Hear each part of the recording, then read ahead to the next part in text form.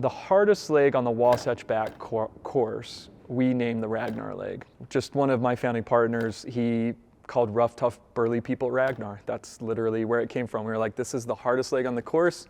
He calls rough, tough, burly people Ragnar. We're gonna call this the Ragnar leg. And it was just kind of to infuse a little uniqueness into the race and into the Wasatch Back. We started out as just individual relays. So the first 4 relays that we had were Wasatch Back Relay in Utah, Relay del Sol in Arizona, Northwest Passage Relay in Washington State, and the Great River Relay in Minnesota. It was kind of 4 distinct and separate relays. We had a mentor who said, listen, you guys gotta create, if you want to build a incredible national brand, you need to come up with an overarching brand.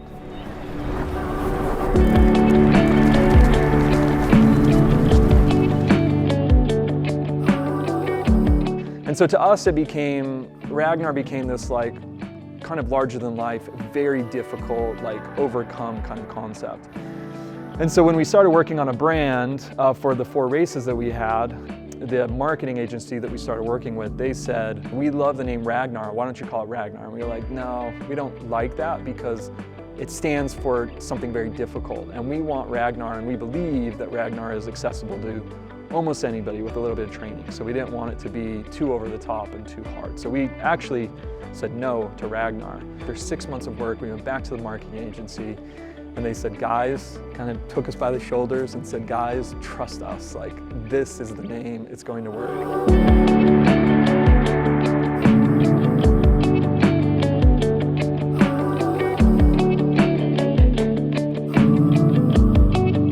That's when we realized there was more of a history to Ragnar than just, rough, tough, burly people. And we realized that there was this, 9th century Norse king. He was a conqueror, a wanderer, and a wild man. It really became clear that it fit the spirit of the race and who we were. And then the logo kind of came to be, and that was a very hard thing because we wanted something that was very simple but also very unique, and they came up with ultimately what ended up being the mask, the Ragnar mask, but it was also an R forward and an R backward.